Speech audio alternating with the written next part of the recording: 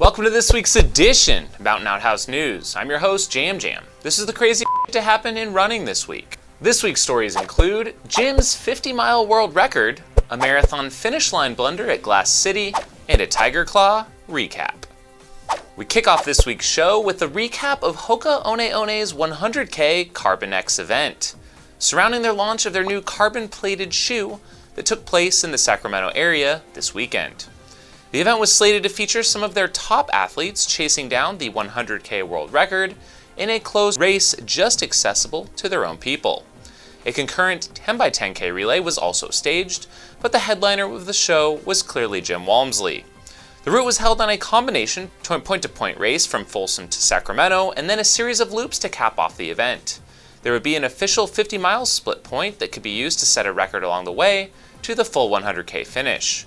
One caveat is a runner who set a split at 50 miles would need to finish the full race distance. Things started hot between Tyler Andrews and Jim Walmsley, as Andrews built up a bit of a lead on the point-to-point section, and both were well under record pace. Once they hit the loops, Jim accelerated, and after catching Tyler quickly lost momentum, eventually dropping from the race. Walmsley slowed as the heat and effort of the day began to take its toll on the runners, and he realigned his goals and set his sights on shooting for the 50-mile world best. Jim was able to squeak under Bruce Fordyce's world best of 4:50.51, set way back in 1984. Jim's 4:50.08 is quite a stunning time. As soon as he hit the mark, it was clear from the live stream his shot at any record at the 100K distance was over. Kudos to Jim for making a splash at the road ultra distance. It'd be cool to see more athletes compete head-to-head at road distances in the future. I think there's an excitement factor to seeing just how fast runners can go with these longer distances. It'd be fun to see this type of coverage and hype going into either our 100K or 50-mile road championships, or at least another big road ultra that can be accessible to all. As for the rest of the event, Hideki Yamachi went on to pass Jim and win the 100K race in 6:19.54. Second place went to human ultra metronome Patrick Regan, who looked solid all day, on his way to a personal best of 6:33 at the distance. Yoshiki Takada, also of Japan, was third in 6:52, while Jim did jog it in for 7:05 and a personal best. Mike Wardian was fifth in 7:29. Seoul women's finisher Sabrina Little finished in 7:49. Now that we have this new best 50-mile time, it has sparked an interesting discussion on Twitter about the fastest 50-mile split time at Comrades. Obviously, some fast times have been run there at the world's largest annual ultra, but since the 50-mile distance isn't recognized as a standard worldwide, it doesn't get the attention it does in the US. If Comrades did have an official certified 50-mile split and timing mat, Jim's time may actually not be the fastest ever run by a human. Although I couldn't find split times, Quan Walker on Twitter calculates that when David Gatebe set the Comrades record on an 89.28 kilometer course back in 2016, he went through the 50-mile mark somewhere in the 4:43 range, while someone else calculated 4:45. Without a mat, we can only guess, but it does look pretty clear based upon some simple math, that it had to have been under Jim's 4:50 time. I guess we'll just have to wait for Jim to not only shoot for the 100K world record, but also to race Comrades, which I'm pretty sure we'll see both in the next couple years. In a follow-up to another record-setting stunt run at the marathon distance and the Breaking 2 project, Eliud Kipchoge has announced that he's planning another sub-2 attempt, this time in London in October. The project will be backed by Britain's richest man, Jim Ratcliffe, who owns a petrochemical company, INEOS. The attempt will aim to give Kipchoge every possible advantage to crack the 2-hour mark. They're trying to have a 3-week weather window where they can choose the date only if it looks like they'll have perfect conditions, nice cool weather, and no rain. The inaugural Tiger Claw race took place up in Washington this weekend. The event was staged by our good friends Ethan and Kimberly Newberry, aka the Ginger Runner team, and it looks like it went off pretty swell. The unique 3-loop choose-your-own-adventure course combined for a total of 22 miles. Race winner was David Laney, who won in 3 hours, 13 minutes, 24 seconds, running the loops in the yellow, pink, then white order. Second place went to Team Sombra member Gus Gibbs, who was next in 3 hours, 17 minutes, literally asking for some mezcal as he crossed the finish line. Attaboy. Paul Weeks was third in 3 hours 29 minutes with a white, pink, then yellow loop order. As for the ladies, C. Devo took the win in 3 hours 55 minutes, followed up by Maria Delzot in 4 hours 2 minutes, and third place went to Ladia Haley in third place, just 1 minute back. Shout out to the Newberries for pulling off what looked like a fun, well-organized inaugural event in the Pacific Northwest. The Hotfoot Hamster fixed time race kicked off the 3-race Nardini series held at the historic Nardini Manor, former home of the Across the Years run in Buckeye, Arizona.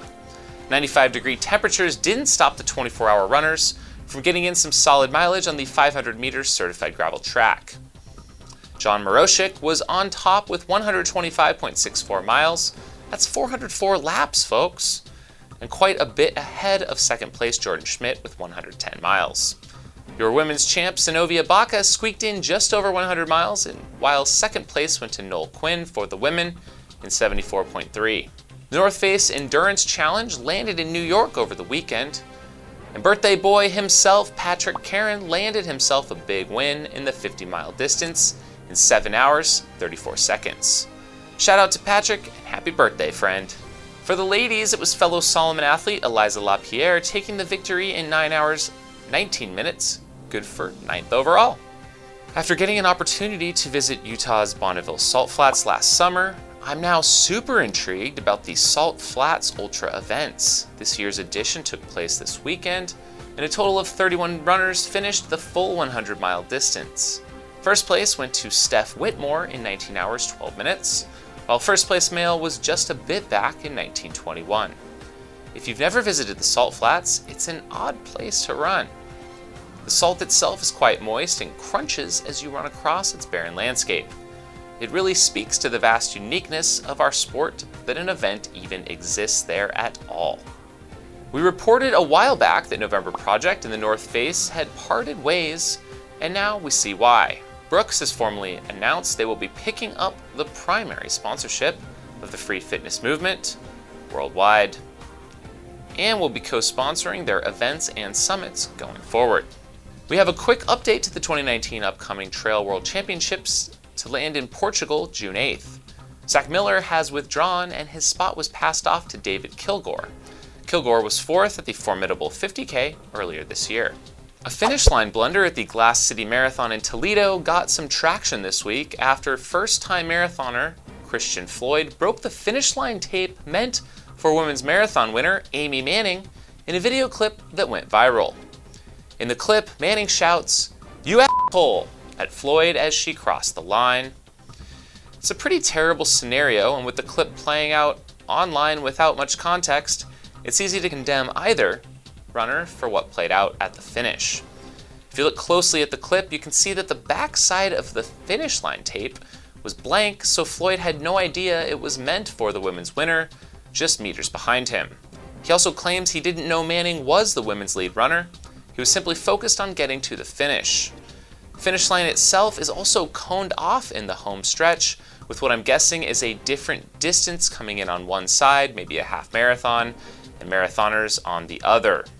Floyd really had nowhere else to go to cross the line other than through the tape, as he was following the cones laid out by organizers. At the end of the day, it looked like really poor timing and a finish line design that may be improved in the future. As for Manning, the race organizers were able to reset the clocks and restage her moment of victory. At the end of the day, I think it's a reminder in this day and age, it can be helpful to take a pause and look deeper than surface level at these types of controversies.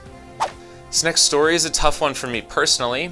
After a sudden illness, prolific ultra runner and a longtime member of the Across the Years family, I'm heartbroken to report that Matt Watts has passed away. Matt has not only 1,122 lifetime miles accumulated at Across the Years, but he also has 95 lifetime 100-mile finishes, and was nearing that coveted 100 100s, a number that only a few have reached. I've crossed many times over the years with Matt, not just at ATY, but many other ultras across the country, and he will be sorely missed. It's really just hard to believe. Condolences go out to his wife, Ann Watts, who was just as active at the ultra running events across the country many times running alongside Matt at these events. And know that we're all thinking about you and are with you in this tough time. Matt will always be remembered as an inspiration to us all. And with that, thanks for tuning in to episode 144 of Outhouse News. Thanks for checking out the show, and we'll see you next time. If you have crazy stories to share or a question or feedback for the show, please leave a comment below. If you'd like to directly support the show financially, consider becoming a Patreon supporter of this channel, or pick up this custom pair of Jam Jam's chilly sunglasses online. Links are below. Have a good week.